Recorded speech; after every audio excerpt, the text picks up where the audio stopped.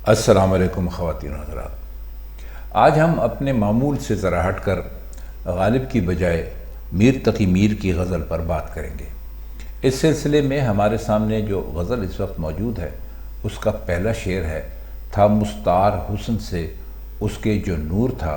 खुर्शीद में भी उसी का ज़र्रा ज़हूर था। मुस्तार कहते हैं किसी चीज़ से किसी चीज़ को हासिल कर लेना।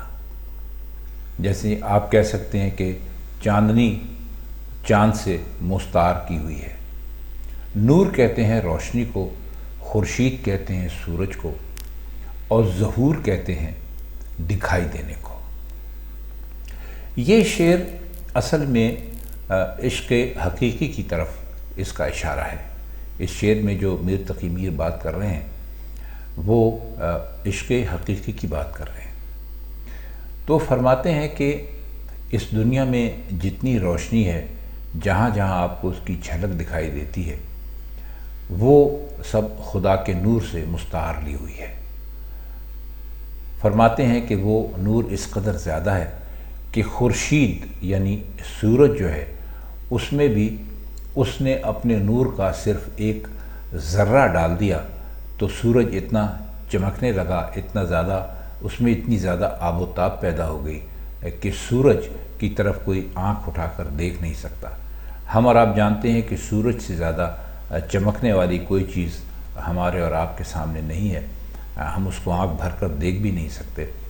तो फरमाते ये हैं कि ये सिर्फ़ खुदावंद ताला का जो हुस्न है, उसका जो नूर है, ये उसके एक ज़र्रे की वजह से है। यानी सूरज खुदा के एक ज़र्रे की वजह से, खुदा के हुस्न के या उसके नूर के एक ज़र्रे की वजह से इतना ज़्यादा चमकदार हो गया। तो आप यूँ समझ लीजिए कि ये मुस्तार लिया गया है, सूरज ने अपनी रोशनी को उस ज़र्रे से मुस्तार लिया है। यानी एक ज़र्रे की चमक इतनी है तो नूर खुदा का आलम क्या होगा। दूसरा शेर है, हंगामा गर्म कुन जो दिले नासबूर था, पैदा हर एक नाले से शोरे नशूर था। हंगामा शोर के लिए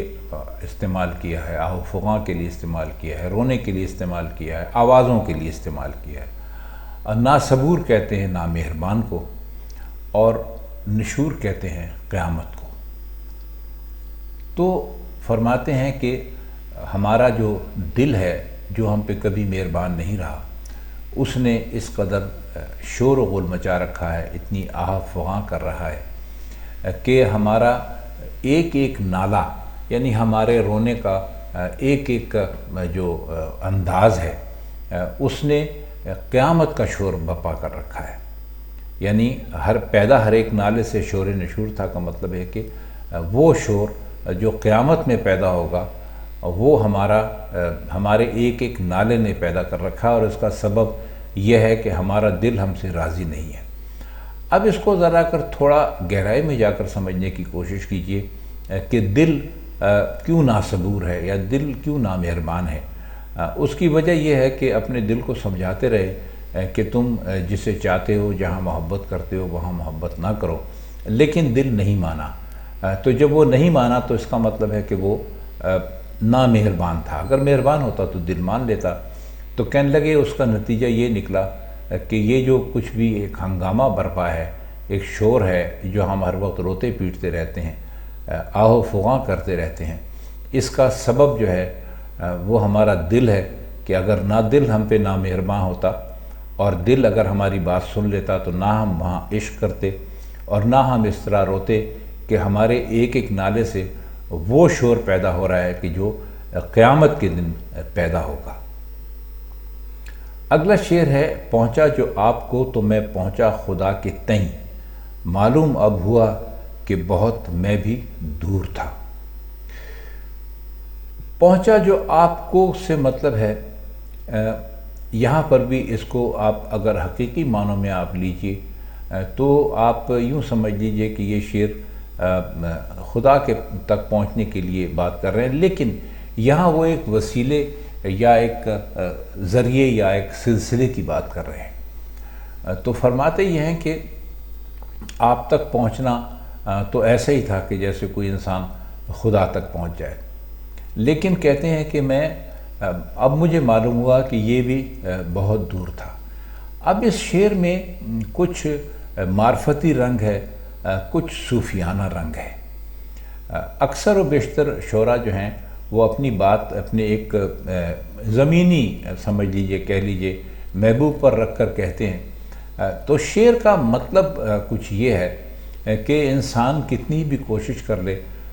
اور اپنے آپ کو کتنا بھی خدا کے راستے میں وقف کر دے اور سمجھ لے کہ وہ خدا تک پہنچ گیا ہے، لیکن وہ پھر بھی بہت دور رہتا ہے۔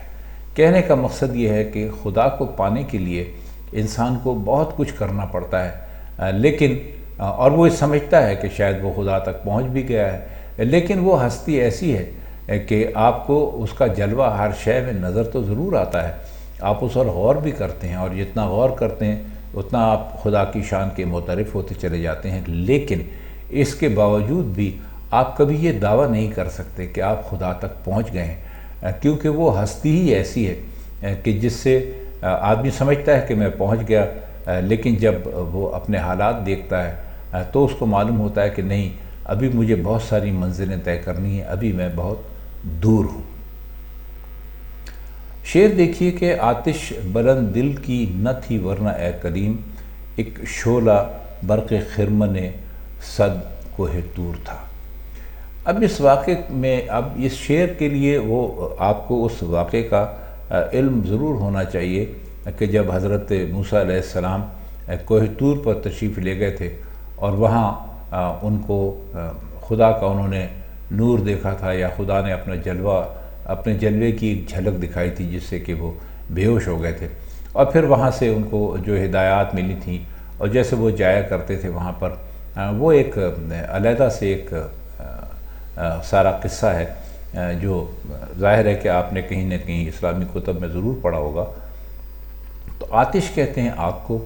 اور بلند، آتش بلند کا مطلب ہے بہت زیادہ آگ۔ تو کہتے ہیں کہ وہ جو بہت زیادہ آگ تھی، ورنہ کلیم کہتے ہیں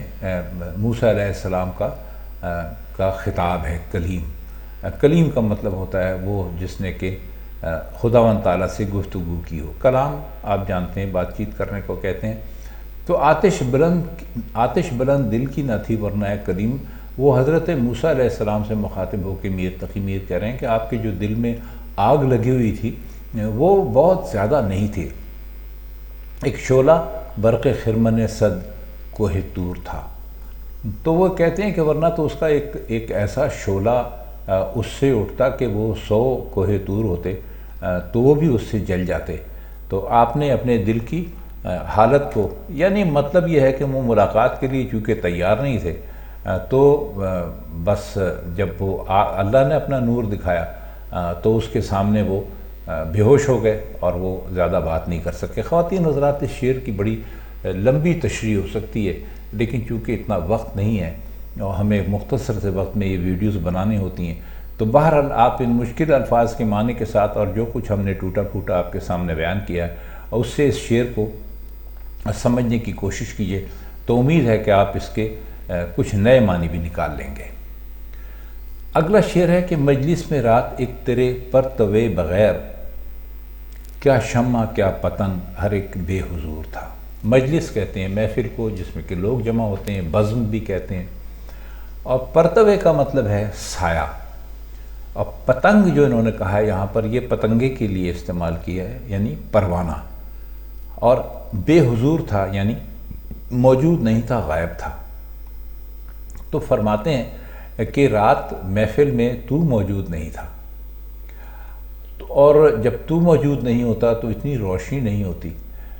جب اتنی روشنی نہیں ہوتی تو وہاں کیا شمع اور کیا پتنگا، ہر ایک بے حضور تھا، مطلب ہے کہ اس میں بھی کوئی خاص شمع جل نہیں رہی تھی، اتنی روشنی نہیں تھی، تو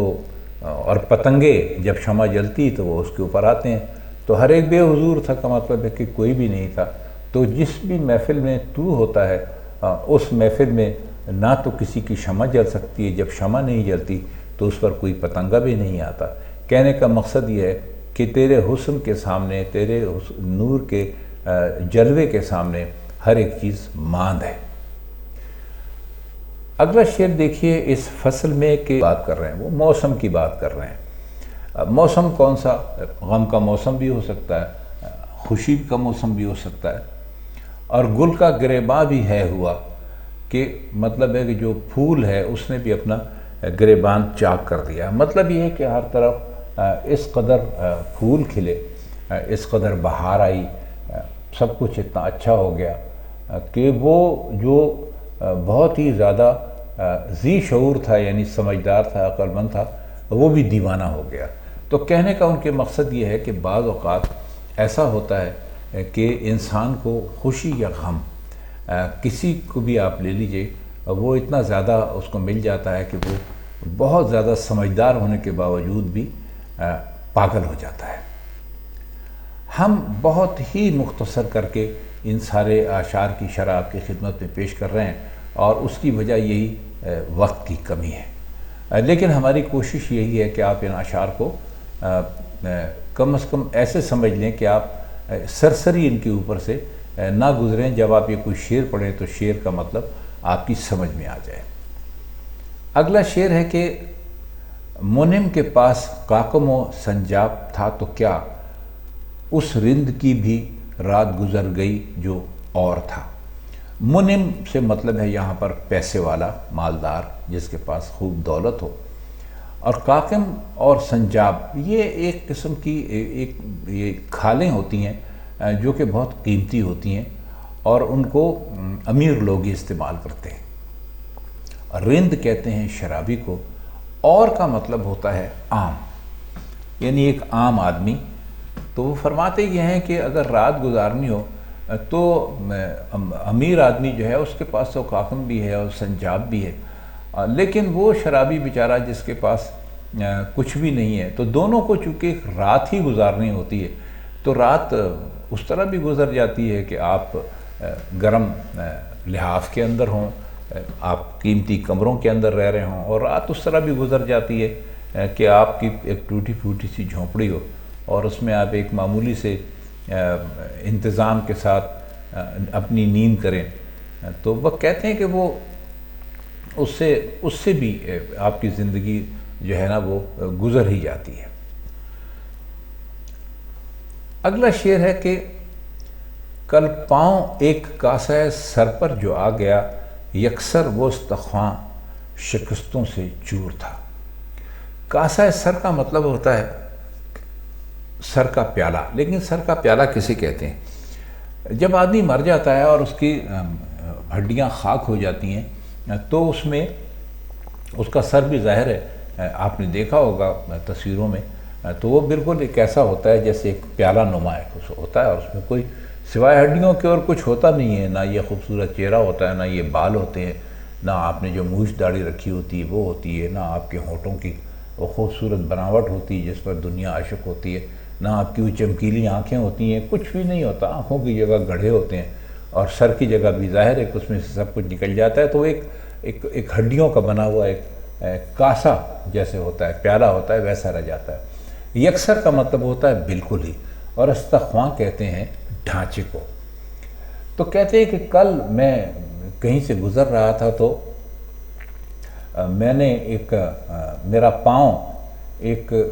کاسہ سر پر آ گیا، یعنی اسی طرح کا کوئی مردہ تھا،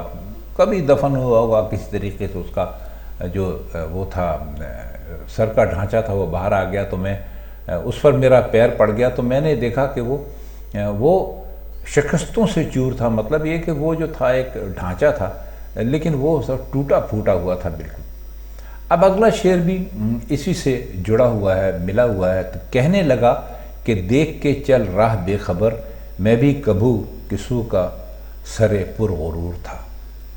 تو کہنے لگے کہ جب میرا پیر اس کے اوپر آیا تو وہ مجھ سے کہنے لگا کہ اے بے خبر انسان،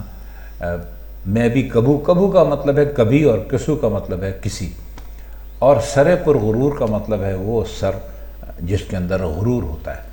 تو کہنے لگا کہ اس نے مجھ سے کہا کہ اے بے خبر انسان، ذرا دیکھ کے چل، تو بھی کل میری طرح کا ہی ہو جائے گا، کبھی میں بھی تیری ہی طرح تھا، سر پر غرور تھا، اور میرے سر میں بھی بڑا سودا سمایا ہوا تھا کہ میں بہت پیسے والا ہوں، میں بادشاہ ہوں، میں امیر ہوں، میں کچھ بھی ہوں، لیکن آج تو میرا حال دیکھ کہ میرا حال یہ ہے کہ میں ایک ٹوٹے ہوئے کاسے کی، ہڈیوں کے کاسے کی شکل اختیار کر کے ہوں، اور چلنے والے میرے اس جو ہڈیوں کا ڈھانچہ ہے میرے سر کا، اس کے اوپر سے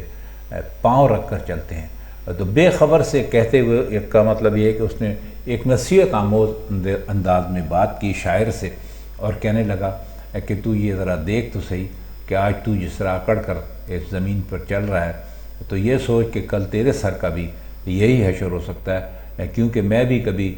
کسی کا ایک ایسا سر تھا جس میں غرور بھرا ہوا تھا۔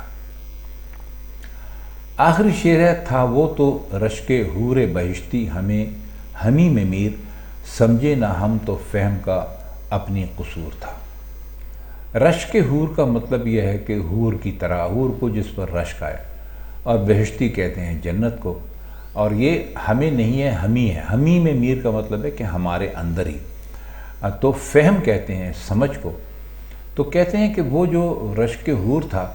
وہ ہمارے اندر ہی چھپا ہوا تھا۔ سمجھے نہ ہم تو فہم کا اپنی قصور تھا، لیکن ہم اس بات کو سمجھ نہیں سکے، تو یہ ہماری اپنی سمجھ کا قصور تھا۔ اب اس شعر کا مطلب کیا ہے؟ کہتے یہ ہیں کہ ہم انسان خود اپنے اندر سے بہت مکمل چیز ہے، وہ بہت خوبصورت بھی ہے، وہ بہت سمجھدار بھی ہے، وہ تدبیریں بھی کر سکتا ہے، وہ تجویزیں بھی دے سکتا ہے، وہ نئی نئی باتیں بھی سوچ سکتا ہے۔ یہاں پر رشک حور سے صرف مطلب خوبصورتی ہی نہ دیجیے، انسان کے اندر جو خدا نے مختلف قسم کے اوصاف رکھے ہیں، مختلف قسم کی خوبیاں رکھی ہیں، ان پر بھی ذرا غور کیجیے۔ کہتے ہیں لیکن مصیبت یہ ہے انسان کے ساتھ کہ وہ اپنے اندر جو اس کے خوبیاں خدا نے رکھی ہیں، ان خوبیوں پر کبھی غور نہیں کرتا، اور ہر وقت اپنے غموں کا اور اپنے دکھوں کا، اپنے دکھڑوں کا ذکر کرتا رہتا ہے۔ تو خواتین حضرات، یہ میر تقی میر کی غزل کے چند اشعار کا انتہائی مختصر سا مطلب تھا جو ہم نے آپ کی خدمت میں بیان کیا۔ تو انشاءاللہ تعالی ہم میر کی غزلوں کو، ابھی چونکہ ہم غالب پر بات کر رہے ہیں، لیکن میر کی غزلوں کا جیسے جیسے بھی ہمیں ان کی کوئی غزل اچھی لگتی گئی، یا ہمارے کسی دن میر کے بارے میں بات کرنے کا سلسلہ ہوا، یا آپ نے کسی خاص غزل کی فرمائش کی، تو انشاءاللہ تعالی پھر ہم آپ کی خدمت میں میر کی غزلیں بھی اسی طرح پیش کرتے رہیں گے۔ تو آج کے لیے اتنا ہی۔ اب ہم چاہتے ہیں آپ سے اجازت، آپ سے پھر ملاقات ہوگی کسی اور محفل میں۔ تب تک کے لیے خدا حافظ۔